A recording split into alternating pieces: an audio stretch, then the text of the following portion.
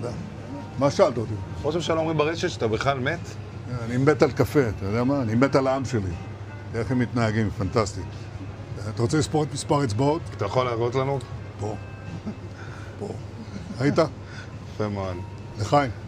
ראש הממשלה מסר לאנשים שיוצאים ומתאווררים? לצאת להתאוורר, אבל ליד מרחב מוגן. והעמידה שלכם היא מדהימה, נותנת כוח לי, לממשלה, לצה"ל, למוסד. אנחנו עושים דברים שאני לא יכול לשתף ברגע זה, אבל עושים דברים מכים באיראן חזק מאוד, גם ביום הזה, גם בלבנון, ממשיכים. אתם אומרים לי להמשיך?